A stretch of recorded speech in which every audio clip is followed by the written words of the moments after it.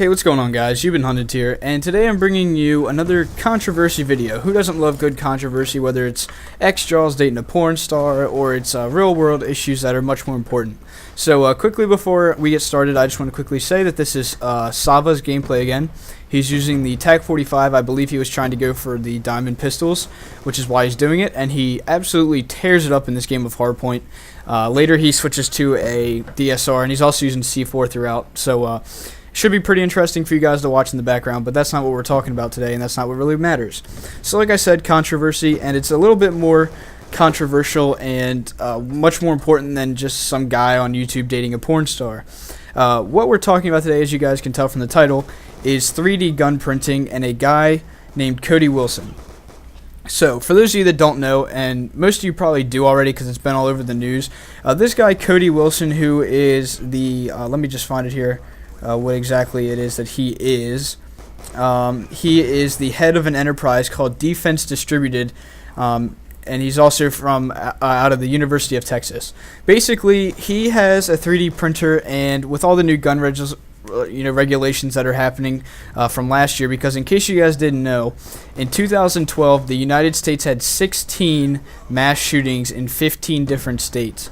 With the obviously the most influential one and the latest one to date, with being the Newtown, Connecticut shooting, which was the one with all the children and the teachers, and it was just a huge deal because it was small children, and yeah, that was just a terrible incident. So anyway, with that coming to a head at the end of the 2012, Obama and Congress and all them, they decided to pass some gun legislation to make firearms much harder to get, more background checks, and especially the ban on assault weapons, because their argument is, who needs an assault weapon? You don't go hunting with it, and even if you do have an assault weapon, who needs a 30-round magazine? What's wrong with 10 rounds? What do you need to spray for? What's the point of having 30 bullets in a clip? So, with that being said, these regulations are happening. They're going to continue to happen. They're probably going to get stronger. So this guy, Cody Wilson, who owns a 3D printer, decides, what if I were to design a lower register and also some high-capacity magazines, which are the two things that you cannot really buy. Because for a gun, and this deals mainly with the AR-15, what he's working with here, an AR-15 is highly customizable, and it's easy to get things like the stock and the barrel online.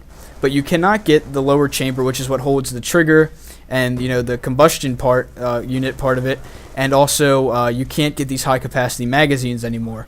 So he came up with these designs in CAD, which is computer aided design, and instead of keeping this for himself so that he can make himself his own gun, he decided to put this out on the internet, almost on like a file sharing type website, type of format like they do with music, where it's free for anyone to use. So now, even though guns like AR-15s and M4s and AK-47s and stuff like that have been outlawed pretty much completely, to some success recently, you can now, if you have the capability and access to a 3D printer, you can print out the lower receiver, and you can also print out these high capacity magazines that you can't get online, but you can just go ahead and buy the other parts online and put yourself your own gun together, as long as you can either, like I said, have access to a 3D printer or afford one yourself. They're pretty expensive, and afford the materials that the printer uses.